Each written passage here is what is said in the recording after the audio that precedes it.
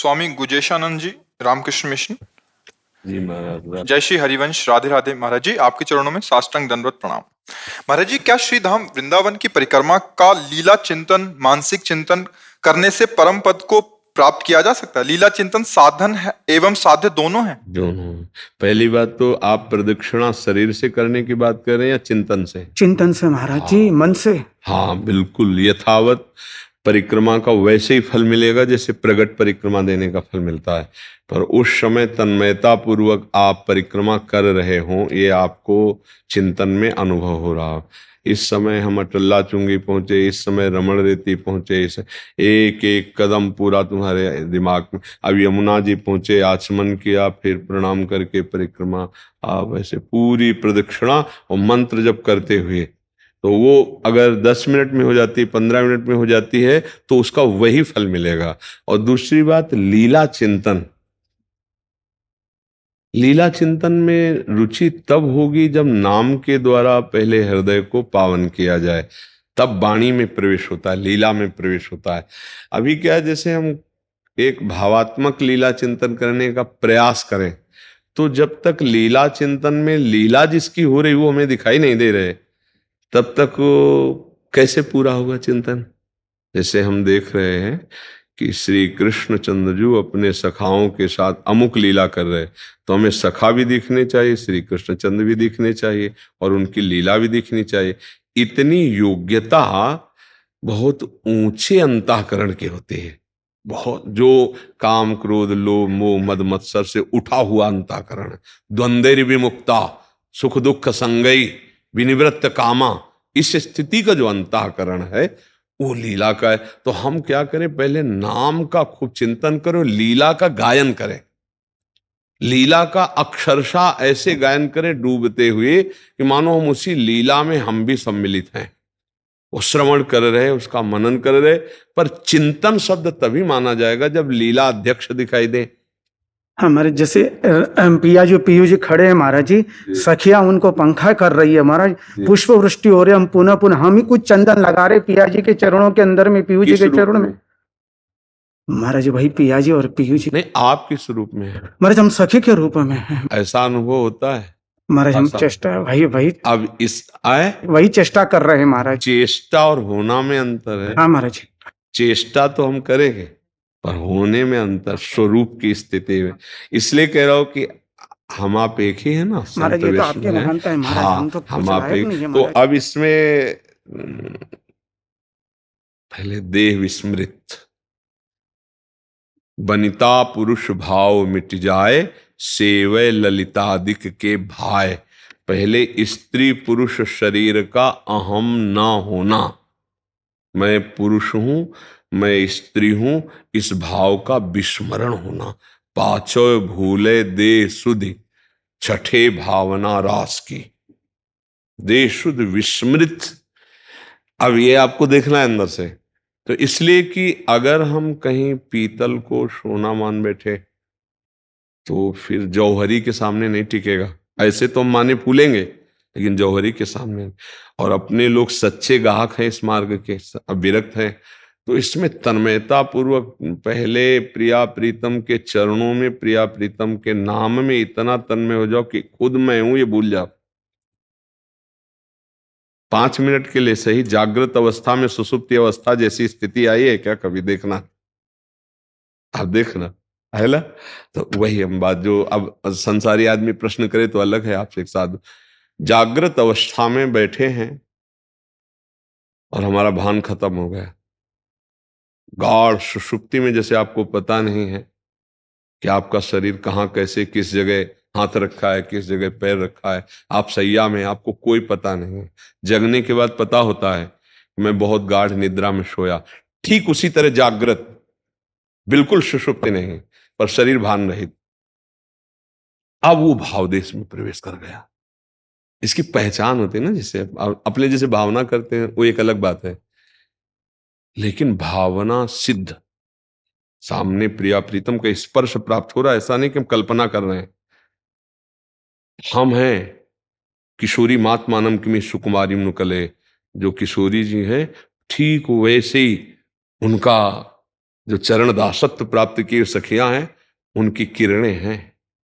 किशोरी जी चंद्रमा है तो सखियां किरणें हैं, किशोरी जी की छाया की तरह है, प्रतिबिंब की तरह। प्रतिबिंब जैसे दूर, किशोरी मातमानम किमि सुकुमारी मुकले।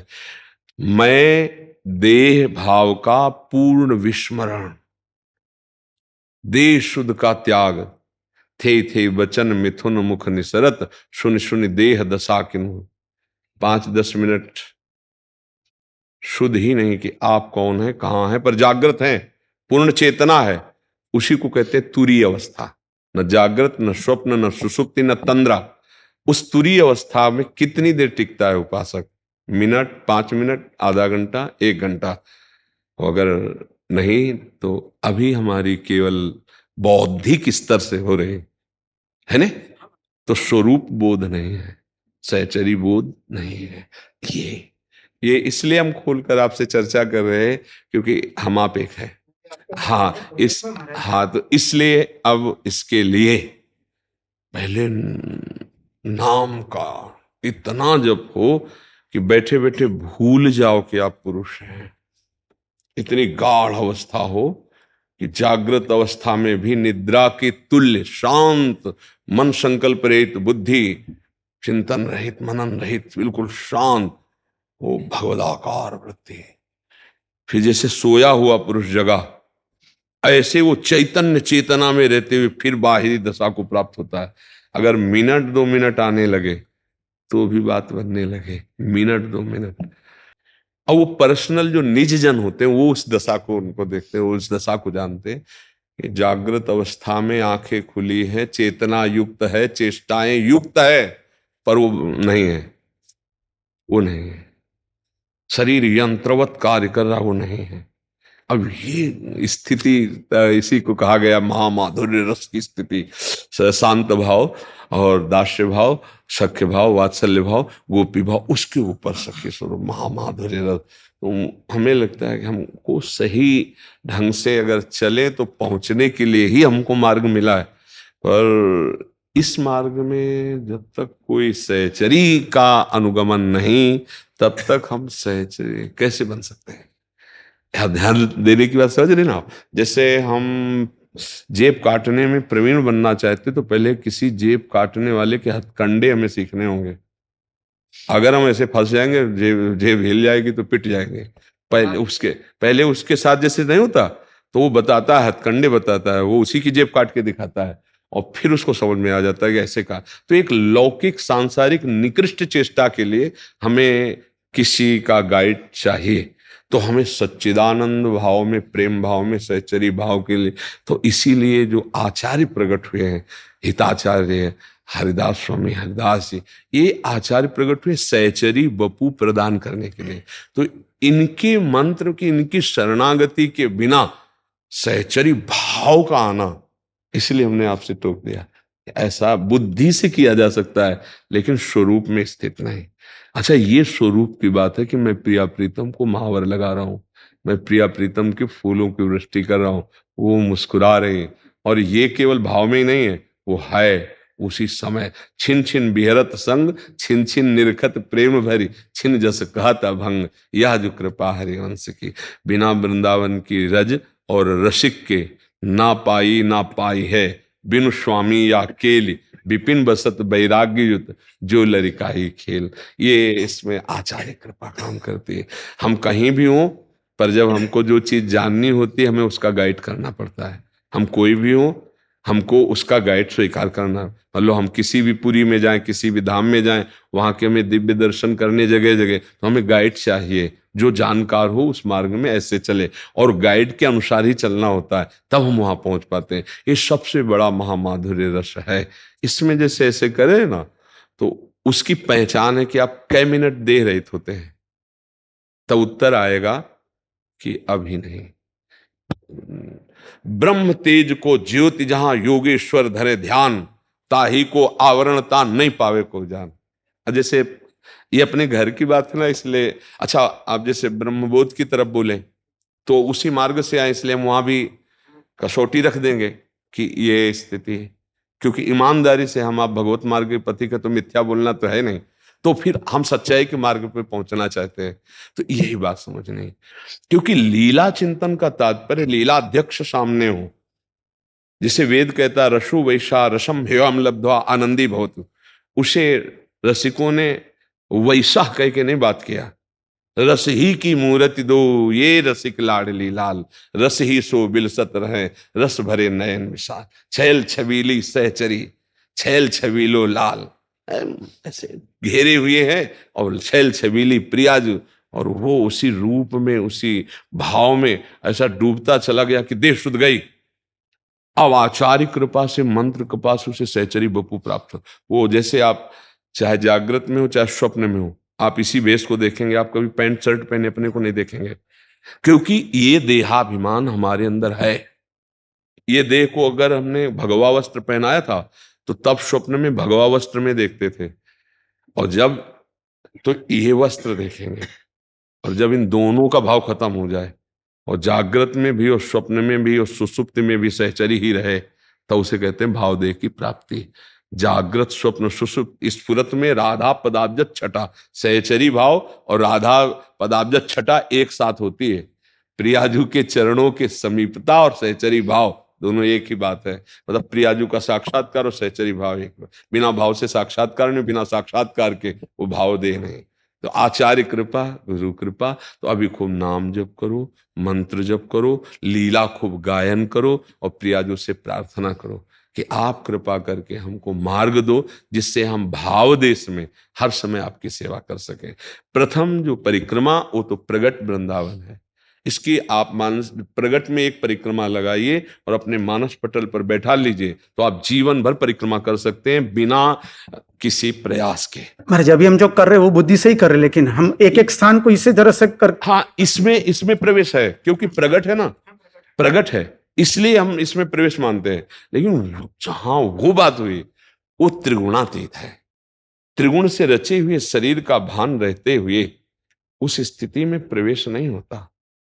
हाँ, उस स्थिति में प्रवेश होता है देह भान रहित। वो 1 मिनट का तो 1 मिनट का प्रवेश हुआ, 5 मिनट का तो 5 मिनट में प्रवेश हुआ। पर आप अपना अनुभव कर सकते हैं, सामने वाले का नहीं।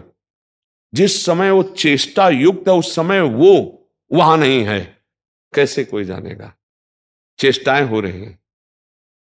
जैसे सिद्ध महापुरुष आचार्य जन हुए तो प्रभु की प्रगट सेवाएं कर रहे हैं, व्यवहार में सबसे मिल रहे हैं, बात कर रहे हैं, पर वो एक क्षण भी प्रियाजू से बिलग नहीं है। तो उनका स्वरूप वहां स्थित है और श्री जी के प्रताप से यंत्रवत चेष्टाएं बिल्कुल सांगोपांग हो रहे, इसलिए कोई समझ नहीं पाता कि स्थिति क्या होगी इनकी।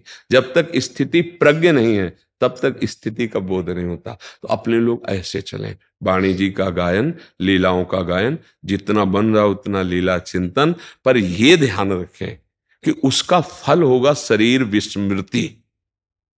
कितने सेकंड कितने मिनट, जब तक शरीर स्मृति है तब तक भाव देश में प्रवेश नहीं हुआ है। ये खास बात होती है। देहाभिमान ही शरीर स्मृति है, देहाभिमान में मूढ़ता बनी रहती है। मैं मानसिक परिक्रमा करता हूं, मैं लीला चिंतन करता हूं, इसमें वो अहम सुरक्षित है। जब ये भी भूल जाए केवल लीला चिंतन हो रहा है और मैं खत्म हो गया, और उसी लीला में देखा कि जो मैं है वो लीला पात्र बना हुआ है, वो सिद्ध महापुरुष होता है, रस सिद्ध कहा जाता है। तो वो किसी गैर को नहीं होना, अपने के लिए ही है मार्ग। हर सिद्धावस्था हमारे लिए मनुष्य दे इसीलिए दुर्लभ कही गई, हर स्थिति प्राप्त कर सकते हैं, पर अनुगमन, अगर रस क्षेत्र में प्रवेश करना है तो रसिक महापुरुषों का अनुगमन। रे मन रसिकन संग बिन रंच न उपजय प्रेम। हाँ, बिना रसिक संग के ये रंग नहीं चढ़ता। भगवत रसिक, रसिक की बातें रसिक बिना को समझ सके ना।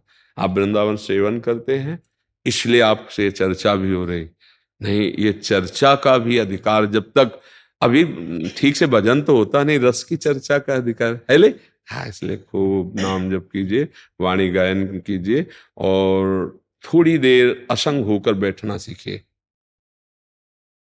सेवाएं मान लो रामकृष्ण मिशन में आप तो सेवाएं तो है ही हैं, लेकिन कुछ मिनट ऐसा निकालिए जिसमें असंग होकर बैठ गए जहां हाथ रख दिया। चांचल्यता शून्य बैठे, भले ही नाम का ध्यान करें पर चांचल्यता शून्य बैठे। धीरे धीरे खो जाना सीखिए। खो गए, मिनट, आधा मिनट, 2 मिनट, 4 मिनट, 5 मिनट, फिर जो आनंद अनुभूति है वो धीरे धीरे देहाभिमान को गलित करेगी। वो आनंद अनुभूति ये केवल बुद्धि से नहीं होता, ये आनंद से होता है। आनंद की अनुभूति में देह भाव विस्मृत होता है। हाँ, जैसे आपके मनोनुकूल कोई दृश्य चल रहा हो, सिनेमा, नौटंकी, नाटक, वो जो जिस कोटि का है, तो आप देखेंगे कि कितना समय निकल गया आपको पता नहीं चलेगा। नेत्रों से देख रहे हो, मन से उसी में डूबे हुए हैं, तो शरीर को कोई पीड़ा नहीं, कोई परेशानी नहीं।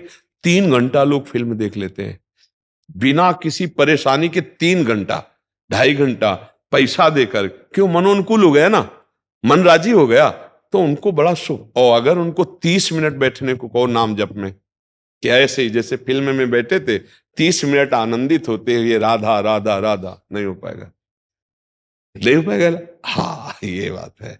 सांसारिक में मनो जैसा हमारा लगा वैसा हमारा प्रभु से अपनापन नहीं वैसा। और यद्यपि झूठा होता है फिल्म आदि, फिर भी राजी है ना, सब कोई जानता है झूठा है, नाटक है, और पैसा देते हैं जाके झूठा देखने के लिए, और 2.5 घंटा समय देते हैं और आनंदित होते हैं। कितनी हमारे अंदर मूढ़ता है।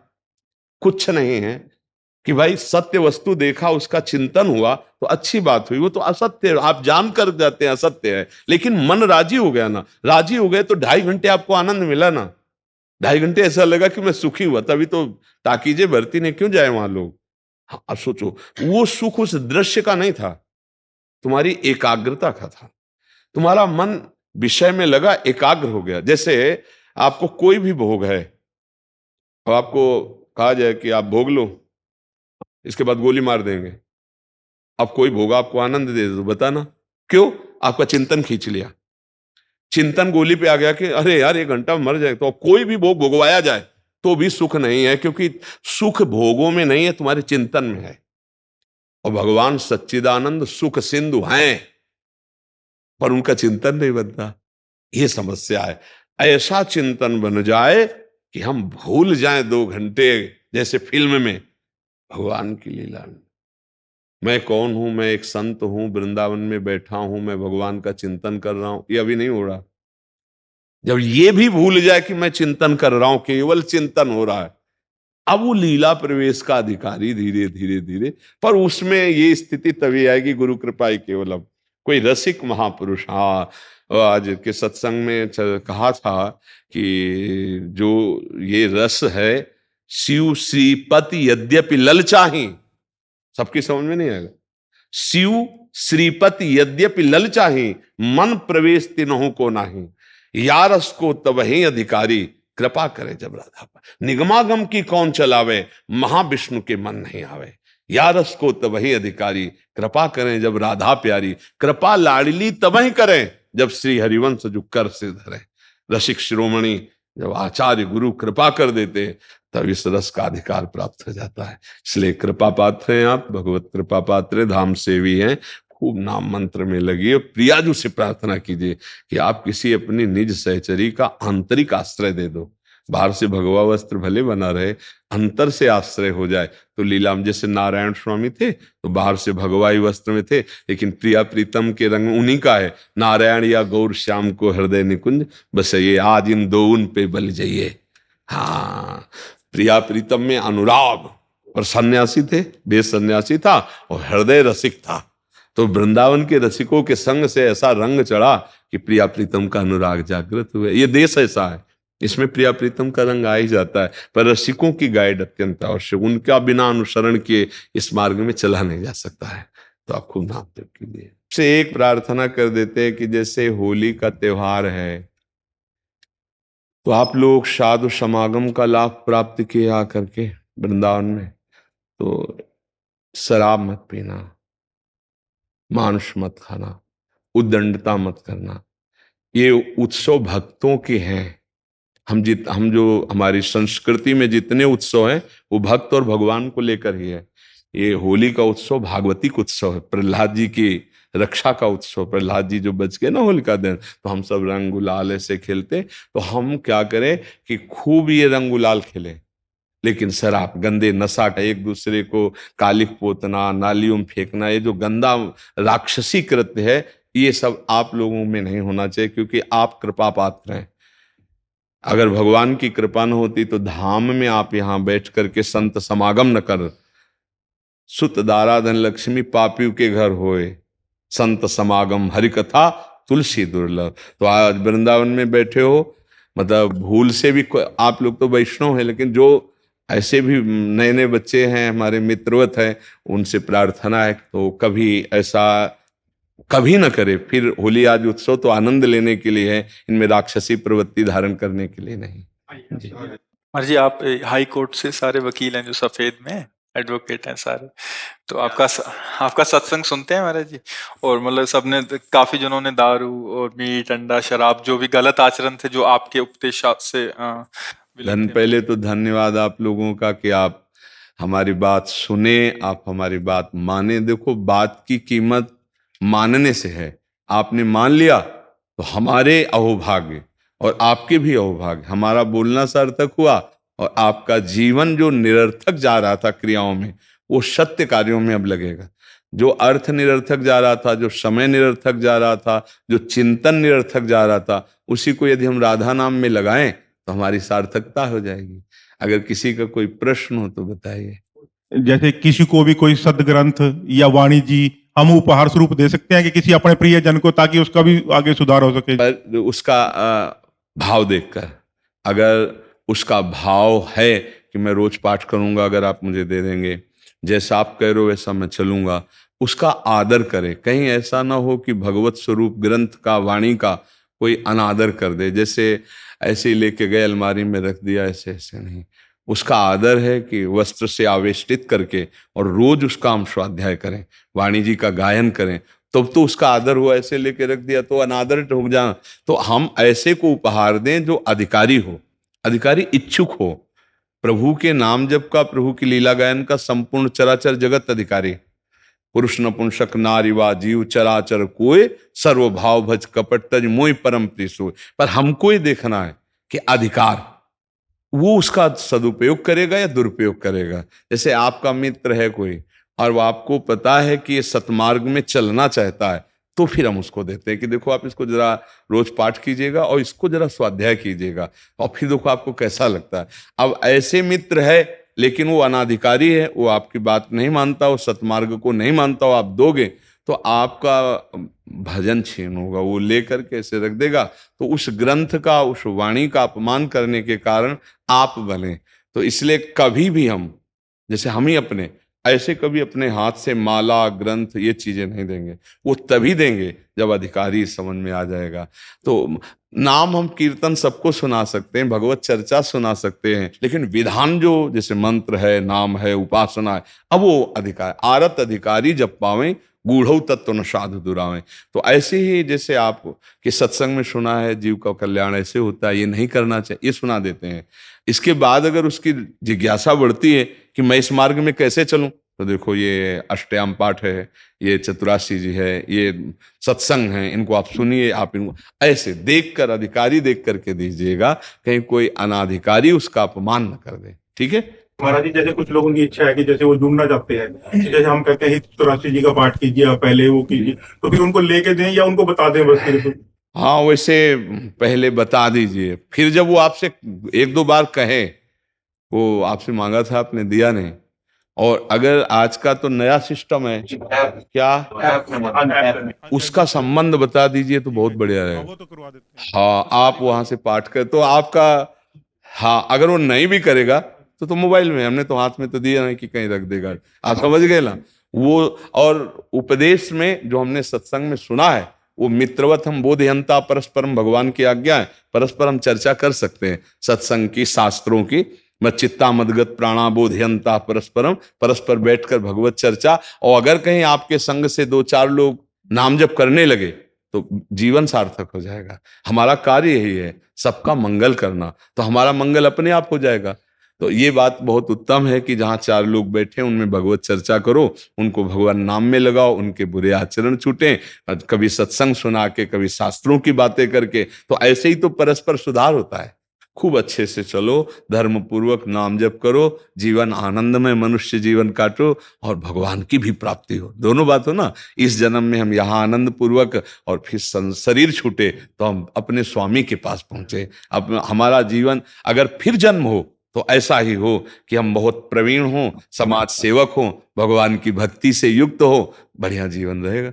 फिर हमें भय नहीं है, 1000 बार जन्माओ, सरकारी आदमी होकर कहीं भी भेजो, व्यवस्था आपको करनी है। होता है ना सरकारी आदमी, या आपको अमेरिका जाना है तो वहां सब VIP व्यवस्था होगी आपको, जाने का, आने का, खाने का, पीने। तो ऐसे ही जब हम भगवान के हो गए तो हमें संसार में भी भेजेंगे ना, तो ऐसे भेजेंगे कि पूरा संसार देखेगा, देखो भगवान के भक्तों की तरफ कैसा। तो शुद्ध मार्ग हमें भक्ति का जो मिला है, ये लोक परलोक और अनंत जन्मों को सुधारने वाला है, इसलिए इसे मत छोड़ना। चाहे जैसा दुख आवे, चाहे जैसी परिस्थिति आवे, राधा राधा राधा उसको काट लो। बड़े बड़े संतों को भोगना पड़ता है, ये संसार का स्वरूप है ऐसा, संघर्ष ही यहाँ का जीवन है। लड़ते रहो पर हारो मत, राधा राधा राधा, तो लोक परलोक सब बन जाएगा। ठीक है। भजन की सर्वोच्चम अवस्था किस प्रकार से प्राप्त की जाए? हाँ, सर्वोत्तम अवस्था प्राप्ति का एक ही उपाय है, गुरुदेव कृपा, जो हम शास्त्रों में और जीवन में देखा। हौ हार्यो करी जतन विविध विधि, अतिशय प्रबल अजय, तुलसीदास बस होय तबे जब प्रभु पेरक बरजय। इस मन को निरंतर भगवान में लगाने के हम प्रयास कर सकते हैं, लेकिन सफलता मिलती गुरु कृपा से। गुरु कृपा ही केवलम, गुरु प्रसन्न तो साहब अनुकूला, मिटी सकल कल्पित भय सूला। जे गुरु चरण रेणु अनुरागी, ते लोकों वेदों बड़ भागी। श्री गुरु पद नख मनिगन ज्योति, सुमिरत दिव्य दृष्टि ही होती। बंदो गुरुपद कंज कृपा सिंधु नर रूप हरि, महामोह तम पुंज जासु बचन रवि कर। आज तक जिसने भी ऊंचाई प्राप्त की है उसमें मूल बात केवल गुरु कृपा है। साधन पक्ष तो गुरु कृपा से पुष्ट होता है और साधना से नहीं। सच्ची बात कहते हैं, अगर किसी को कभी कुछ लाभ मिला है तो एकमात्र गुरु कृपा ही केवलम, गुरुदेव की कृपा से। तो साधन पक्ष तो पुष्ट हो ही जाएगा जो गुरुदेव कृपा पात्र है, गुरु आज्ञा में चलता है। अच्छा, साधन पक्ष में यदि हमारी बुद्धि रही तो अहम पुष्ट होगा, और अहम पुष्ट होगा तो बात बनेगी नहीं, उच्च अवस्था आएगी नहीं। और गुरुदेव कृपा में तो गुरुदेव के शासन में रहने वाला अहंकार रहित हो जाता है कि नाम जप कर चल रहा तो गुरु कृपा से, हमारा साधन चल रहा तो गुरु कृपा से। वो मैं बोल ही नहीं सकता, क्योंकि जब बात आएगी तो बोलेगा गुरु कृपा से। तो अहम गलित ही, देहाभिमान गलित, निरंतर भगवदाकार वृत्ति, ये ऊंची अवस्था है। निरंतर भगवत भजन में डूबा हुआ उपासक, तो ये होता है गुरु कृपा केवलम। ध्यान मूलम गुरु मूर्ति, पूजा मूलम गुरु पदम, मंत्र मूलम गुरु वाक्यम, मोक्ष मूलम गुरु कृपा। गुरु कृपा ही केवलम। कई लोग कहते हैं कि शिव जी भांग पीते थे, हम भी पी सकते हैं। शिव जी ने तो हलाल जहर पिया, भले एक बूंद पी के दिखाओ। ये सब कोई जानता है कि नहीं? समुद्र मंथन में जो पहला हलाहल विष निकला भगवान शिव ने पिया। तो आप करो, शिव जी कोबरा को गले में डाले रहते, एक बार कटवा के दिखाओ। शिव जी ने गंगा जी धारण किया, एक बाल्टी पानी धारण करो। शिव जी ने गंगा जी धारण किया, एक बार। शिव जी कभी भांग नहीं खाते। मंत्रों के द्वारा विजया शब्द से उनका अभिषेक किया जाता है, अभिषेक किया जाता है। शिव जी के ऊपर जहर का फल चढ़ता है, धतूरा का। शिव जी के ऊपर अकौड़ा का फूल चढ़ता है, चढ़ता है ना, खा लो, जहर है, हलाहल जहर खा के तो दिखाओ। धतूरा का माला चढ़ता है, विश्वनाथ जी का वो पहले बैच में आए थे, वो लाते हैं कभी कभी पूरा धतूर का माला। एग्जाम्पल बनानी है महाराज। भैया एग्जाम्पल तो किसी का भी आप दे सकते हो। आप कभी देखा है लोग कहते हैं भगवान शंकर चिलम, ऐसा कहीं लिखा है? अरे ये सब अपने मन के विलास हैं। वो जगत की रक्षा के लिए हलाहल विष पिया, समझ रहे ना।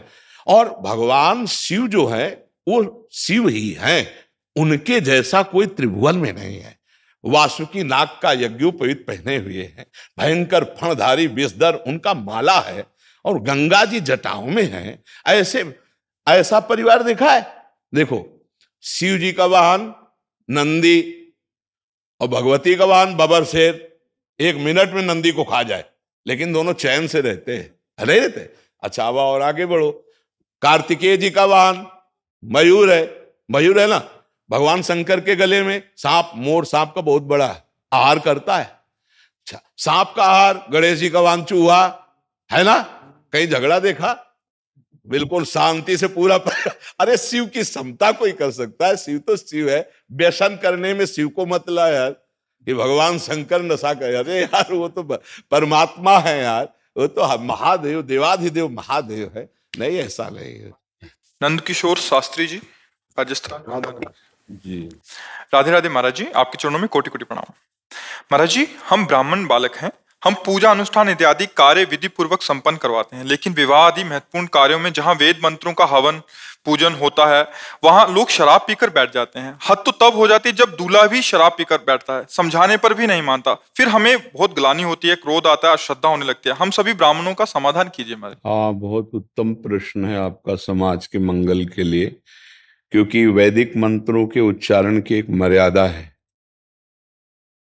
आज वो मर्यादा दोनों तरफ से खंडित हो रही है। ना तो प्रवक्ता को कोई व्यसन करना चाहिए और ना श्रोता को, ना तो कर्मकांड कराने वाले ना कर्मकांड करने वाले, दोनों को उस समय व्यसन रहित होना चाहिए। माना कि कोई ऐसा है जो जैसे छोटे मोटे व्यसन ग्रस्त है, लेकिन उस समय तो पावन अवस्था में हो, वैसे तो चाहिए सबको व्यसन रहित होना चाहिए। मानव जीवन व्यसन की अधीनता के लिए नहीं मिला है, पर जब दैत्य लोग भी अनुष्ठान करते थे तो व्यसन रहित होकर ही करते थे।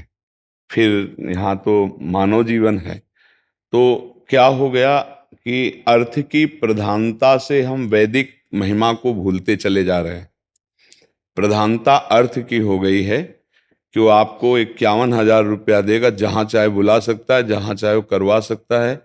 इससे हमारे वैदिक गरिमा क्षीण होती है और वो प्रायः हो रही है। आप अपने ब्राह्मणत्व और वैदिक सिद्धांत की रक्षा के लिए जब प्रश्न किए हैं तो ऐसी जगह से अपनी पोथी उठाए और चल देना चाहिए। हम पैसे में बिकने वाले नहीं, हम वेदों को बेचने वाले नहीं हैं। हाँ, हम वैदिक अनुष्ठान कराते हैं, इसके बाद आप कुछ भेंट रख देते हैं, उससे परिवार का पोषण होता है, वो ठीक है। अगर ये पवित्रता नहीं है तो हम वैदिक मंत्रों का उच्चारण नहीं करेंगे।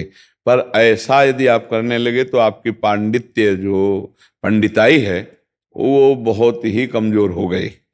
ऐसा पर अर्थ का प्रवाह जो अंदर हमारे बैठा हुआ है, वही आज हम आप समाज को तो देख ही रहे हैं। अर्थ पे बिकना ये वैदिक सिद्धांत नहीं है। आप देख लीजिए, क्या ऐसा नहीं, सामाजिक कारण होता है जी, है? पड़ोस का कारण होता है। नहीं, आर्थिक, हमें एक बात इसमें पहले हम आपको शुद्ध करने की बात कह रहे हैं कि हमारे जितने वैदिक सिद्धांत के ब्राह्मणत्व को धारण करके अनुष्ठान कराने वाले हैं, अर्थ की प्रधानता को पहले छोड़ें तो सामने वाले जजमान को सुधरना होगा। इसलिए सुधरना होगा कि अगर आपको उन पंडित जी को बुलाना है तो नशा नहीं करना है। आप ऐसे व्यसन से युक्त हो गए, वो नहीं आएंगे। जो शुद्ध मंत्रों के ज्ञाता है वो उपस्थित होकर के मंत्रानुष्ठान ऐसी जगह नहीं कर सकते कि सामने वाला शराब पिए बैठा है या उस एरिया में कोई मदिरापान किए हुए बैठा है और हम वहां वैदिक मंत्रों का उच्चारण कर रहे हैं। जो बिल्कुल अनाधिकारी सामने बैठा हुआ है, वो होम क्या आचमन करने योग्य नहीं, जो मदिरा पी करके सामने बैठा हुआ है। अब उसे हम कैसे करवाएं? तो इतना बड़ा निष्ठ हो जाने से अर्थ की भावना का त्याग करना होगा पहले। कर्मकांडी उस महान भगवत मार्ग के विद्वान को, उसको पहले अर्थ की भावना का त्याग करना होगा। नहीं, आपको विवश होकर परिवार चलाने के लिए ऐसों का ब्याह कराना पड़ेगा, फिर इस प्रश्न का कोई महत्व नहीं रहेगा। अर्थ की प्रधानता में वो कहीं भी कोई बैठा ले, और जब अर्थ की प्रधानता नहीं तो आपकी शर्त होगी कि अगर हम ब्याह कराने गए, दूल्हा या उस समय उस मंडप के नीचे विराजमान कोई शराब पिए होगा तो हम उठ के चल देंगे, हम ब्याह नहीं कराएंगे, हम वैदिक मंत्रों का उच्चारण नहीं करेंगे। पर इतनी क्षमता अर्थ त्यागी के अंदर ही आएगी। करते हैं जी, बात भी करते हैं, कोई शराब पिया हुआ नहीं आना चाहिए जी, तो कहते हैं नहीं आएंगे पंडित जी। जी, तो हम जाएंगे जब देखेंगे कि ऐसा माहौल हो तो उठ के चल देंगे। बीच में कोई अचानक आ जाता है कि यार हम नहीं, हम अचानक वालों की बात नहीं करते, हम केवल बात करते हैं जजमान और उसके परिवार की। अगर वो मंडप के नीचे बैठ रहा, ऐसा नहीं कि व्यवस्था ना हो। ये जवाई थे, बटाऊ थे, तो ऐसे नहीं, इस पे हमें अर्थ लोलुपता पर अगर हम शासन करेंगे तो सबको सुधरना होगा।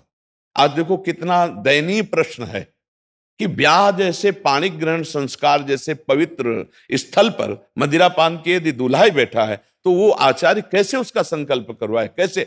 और अगर वो ऐसा है कि हमारा वैदिक मंत्र पवित्र जगह में उच्चारण नहीं होगा और उठा और चल दिया, तो ऐसों को बहुत कम पूछे जाएंगे। कलयुग है, ऐसे की बहुत कम धर्म से आप चलोगे ना 10 मिनट में निपटाओ, यही होता है जी। ना वैदिक मंत्र कोई निपटाने वो भी नहीं देते हैं जी। है? वो भी नहीं देते हैं, हाँ ऐसे ही हाथ जोड़ देते हैं, पंडित जी ठीक है जी। तभी तो दुर्गति होती है, तभी दुर्गति होती है। शरारती के नोट उड़ा देंगे, लेकिन हाँ, अगर ब्राह्मण को नहीं देना पड़ देंगे। जाएगा तो हाँ महाराज जी बहुत बड़े स्तर पे आजकल हो रहा है ये, क्या है, शादी में ब्याह में देखो, शराब आदि एक- तो जर्नल हो गई। आप एक चीज ये समझ लो, जो लिखा है वो गलत नहीं। भा भ्रष्ट आचारा सब संसारा, धर्म सुने नहीं काना।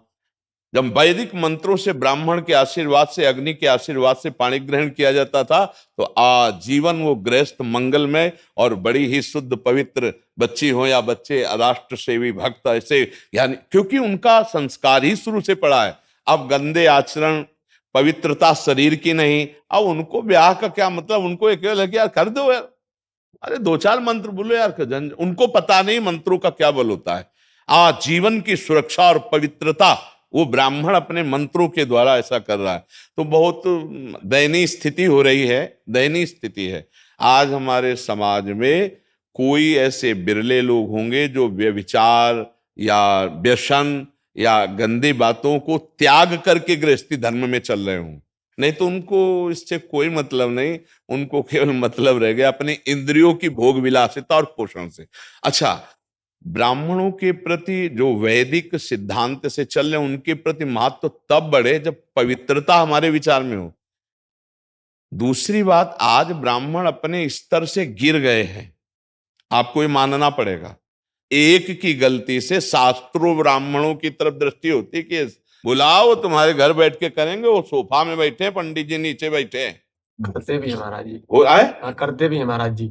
ये आज हम अपने धर्म त्रिकाल संध्या और वैदिक मंत्रों का अनुष्ठान और धन की वृत्ति का त्याग, कोई पूछेगा ही नहीं आपको, कोई नहीं पूछे, लेकिन वो पूछेगा और वो आपको मंगल प्रदान करेगा। अच्छा, उससे किसी को मतलब नहीं रह गया। आपको हम सच्ची बताएं, कुछ ऐसे ब्राह्मण हैं जो आप जैसे धर्म के विषय में सोच रहे हैं, नहीं तो आज केवल ब्राह्मणत्व का, पांडित्य का प्रयोग अर्थ प्रधानता रह गई है, अर्थ प्रधानता रह गई। वो कौन है कैसा, इससे कोई मतलब नहीं। गाड़ी में बैठो और वहां चलो, थोड़ी देर पर मंत्र बोलो, तुम अपना काम देखो, हमारा काम हो गया, बस। आज यज्ञोपवीत का मान है, ब्राह्मण बालकों से हम पूछ रहे हैं, यज्ञोपवीत का मान है? कई वर्ष में यज्ञोपवीत होता है? केवल ब्याह के समय एक संस्कार मात्र हो जाता है, उतार के खूंटी में टांग दिए, क्या ब्राह्मणत्व रह गया? अगर त्रिकाल संध्या करने वाला और ठीक समय पर यज्ञोपवीत हुआ है और आज भी ऐसे यज्ञोपवीत लेकर साफ दे दे, तुरंत लागू ना हो जाए तो हमें बताओ, लेकिन है कहां? ये सब समस्याएं दोनों पक्ष से हो रही हैं। अगर हम धर्म के स्तंभ हैं, ब्राह्मणत्व वैदिक सिद्धांत ये धर्म का स्तंभ है, सनातन धर्म का स्तंभ है। अब स्तंभ अगर लड़खड़ा जाए, देखो अगर 5 संत अपवित्र आचरण कर दिए तो 5 लाख संतों को गालियां मिल गई। अगर हमारा ब्राह्मणत्व सही है, वैदिक सिद्धांत सही है, हम वेद बेचने वाले नहीं हैं, हम वेद के द्वारा जगत मंगल करने वाले हैं, तो आपको कोई पूछने वाला नहीं, कोई बिरला एक आध पूछ ले। तो अब आप अपने स्वरूप से इसीलिए गिरेंगे अगर अर्थ की प्रधानता रही, भैया अब जैसा चल रहा है वैसा चल रहा है, हम भी गए खाया पिया और जो बोला 2-4 पंडित जल्दी, हाँ कितने मिनट में कर दें? बोले 20 मिनट में कर दो, 20 मिनट में हो जाएगा। अब आपने तो भेंट ले ली और कर्मकांड पूरा नहीं किया तो वो भेंट आपको भी नुकसान करेगी, और उसने कर्मकांड कराया नहीं तो उसका कोई लाभ मिला नहीं उसको, तो दोनों तरफ से हानि हो रही है। अब इसको संभालने के लिए बहुत कठिनता हो गई। राज जी, बीच में बोलने के लिए माफी चाहते हैं। ऐसे एक विषय पे अगर और प्रकाश डालेंगे आप, जी। कि जैसे कि किसी की डेथ हो जाती है, मृत्यु हो जाती है, तो जब हमने अपने यहाँ यशोदा नगर में क्रियाघर बनवाया है, अब वहां पे जो महापात्र होता है उसको देने तक में कि इसमें भैया अरे ये इसकी क्या जरूरत है, 9 दिन में निपटा दो, 3 दिन में हाँ, निपटा 3 दो, दिन में कर निपटा दो। दो, ये तो ये सब ये क्या है कि मतलब उन लोगों को अरे जिंदा तो रोटी नहीं देते, मरने के बाद पिंडदान या उनके लिए कौन दान करेगा। आज के समाज का स्वरूप आप देख रहे हैं, बूढ़े माता पिता को जवान बेटा संपत्ति पैर छू के लिखवा के घर के बाहर कर दिया। आपकी बात मानते हैं, अगर आप थोड़ा सा प्रकाश डालेंगे तो जरूर। नहीं, हम तो प्रकाश डालने के लिए क्या हम कह सकते हैं, हम तो सबसे पहले सबसे प्रार्थना करते हैं कि व्यसन छोड़ो, व्यभिचार छोड़ो, मांस खाना छोड़ो, तो आपकी बुद्धि शुद्ध होगी, तो आप अपने कर्तव्य का पालन कर पाएंगे। आज कर्तव्य के से विहीन प्रायः लोग हो रहे हैं ना। ये तो बहुत बड़ी पारलौकिक उन्नति के लिए होता है। जैसे आदमी पधारा ना, तो 10 दिन जो नियम लिए जाते हैं, उसमें जो ब्राह्मण आदि की पूजा करके उनको दान दक्षिणा, उससे उस जीव की उन्नति होती। लेकिन देह में रहते हुए उससे प्यार नहीं किया तो मरने के बाद कौन प्यार। आप ऐसी घटनाएं देखिए कि पिता का शरीर या माता का शरीर मरा पड़ा है और बच्चे आपस में युद्ध कर रहे हैं उसके संपत्ति के लिए, उसके संस्कार की तरफ नहीं देख रहे। आप देखो ना, घटना संसार में देखो। तो ऐसे अब बुद्धिहीन लोग होते चले जा रहे हैं, धर्म विहीन होते चले जा रहे हैं, कि इसको खिलवाड़ माना जाता है। जैसे युवा आपकी बात बहुत मानते हैं, हमें क्या? नहीं, आपका धन्यवाद है कि हम लोगों को सही दिशा दिखा देते हैं, इसलिए हम हमेशा कहते हैं कि आप कुछ बता दें। आज का युवा महाराज बदल रहा है आपकी वजह से। 100 नहीं, हम उन सबको प्रणाम करते हैं जो अपने जीवन को बदल रहे हैं। कि जैसे माँ बच्चे से कहती है ना, दूध पी लो, और दूध पी लेता है तो माँ का हृदय शीतल होता है। यद्यपि बच्चा ही स्वस्थ होता है, पर माँ का हृदय शीतल होता है। तो हमारी साधु वेश धारण करना, हमारा बोलना, आप लोगों ने जीवन सार्थक कर दिया हमारा। कि आपका अगर जीवन धन्य हो रहा है तो हमारा जीवन धन्य हो रहा है, क्योंकि हम जो बोल रहे हैं वो आप हमें सहयोग कर रहे हैं। पीढ़ी पे भगवान की कृपा है कि आप हैं। नहीं, हम में भगवान की कृपा मना रहे हैं कि ऐसे कलयुग में आप हमारी बात सुन रहे हैं, आप हमारी बात मान रहे, सच्ची मानिए। नहीं, संतों के प्रति जो श्रद्धा का नाश हुआ उसको संभालना बड़ा कठिन था। आप समझ लीजिए, जो सीरियल बने हैं, जो घटनाएं घटी है, कि हमारे पूरे भारत के संतों के प्रति श्रद्धा एकदम ऐसे मिटती चली गई थी। पता नहीं कौन सा ठाकुर जी का प्रताप उदय हुआ है कि आप सब पुनः संत पर श्रद्धा करने लगे।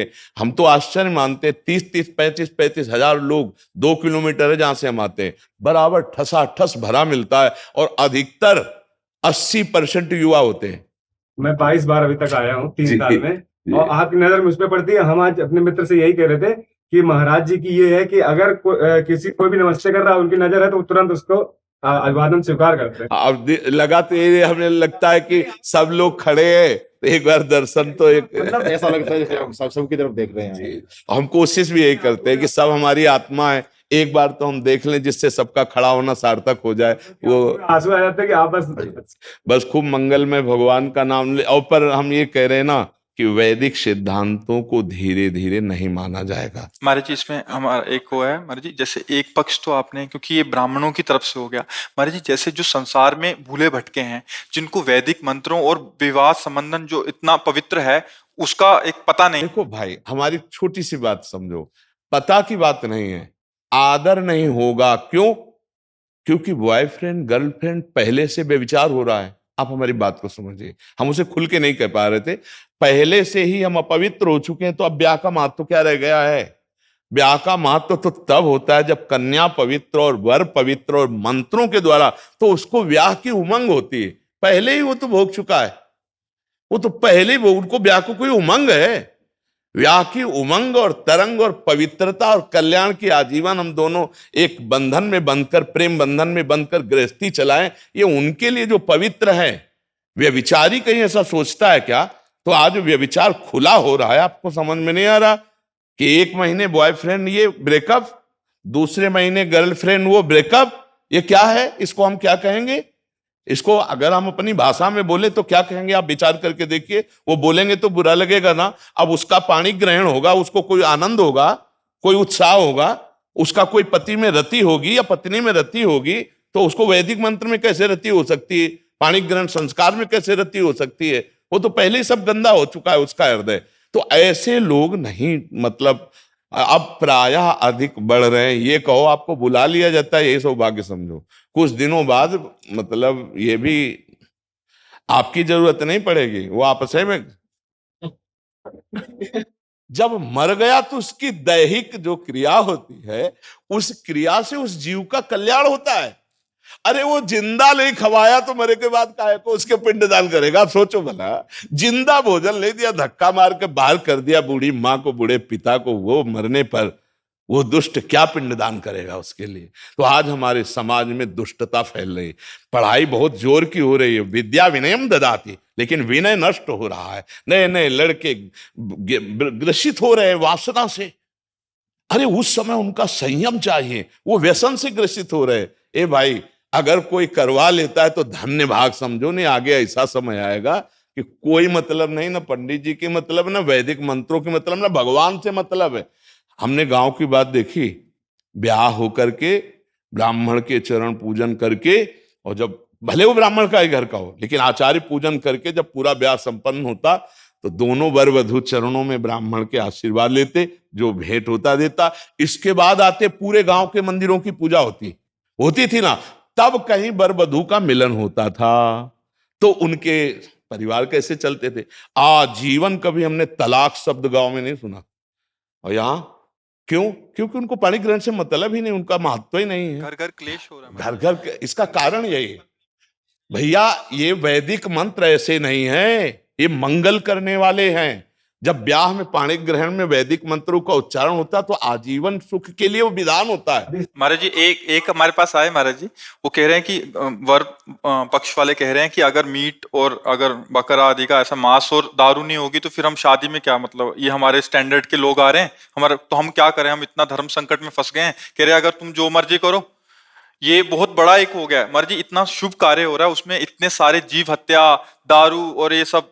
नहीं, ये कलिकाल का प्रभाव बढ़ता ही जाएगा, और उससे देखो क्या होता है। ये इसीलिए आप धर्माचरण का त्याग कर दिए हैं, तो देखो पाणी ग्रहण का मतलब क्या रह गया है? क्या पाणी ग्रहण का कौन एक चला लिव इन रिलेशन, नहीं पंडित की जरूरत है? आप बताओ, आप हमें बताओ, उनको पंडित की जरूरत है? उनको बकवास लगेगा नहीं सब, क्योंकि पहले ही सब लीलाएं। उन लोग को तो माता पिता की भी जरूरत नहीं पड़ती। तो भैया मतलब बहुत संभल के किसी तरह जी लो और धर्म से चल लो तो तुम्हारा धन्यवाद, नहीं तो आपको भी गिराएगा समाज। पर कोई सत्य मार्ग में चलने वाला ऐसा नहीं कर सकता, वो अपने धर्म से चलेगा, भले नमक रोटी खाए। तो आप जैसे धर्म में चलने वाले, ब्राह्मणत्व और वेदा अध्ययन करके वैदिक परिपाटी का निर्वाह करने वाले धन की परवाह नहीं करते।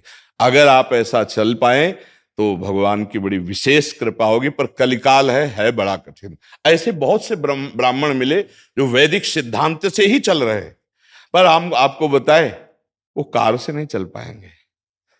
हाँ, वो साइकिल है। ऐसे हम देखी बात कह रहे हैं, संस्कृत विद्यालय के वो अध्यापक प्रधान हैं और साइकिल से चलते हैं। जो धर्म से चलेगा तो हम आपको सच्ची बता रहे। हाँ, तो इसलिए आप अपने लोग सुधार करें, नाम जप करें, व्यसन त्यागें, तो एक एक सुधरेगा तो हमें लगता है सब सुधर सकते हैं। हाँ, एक एक अपने लोग अपने सुधार करें तो सब धीरे धीरे सुधर सकता है जी।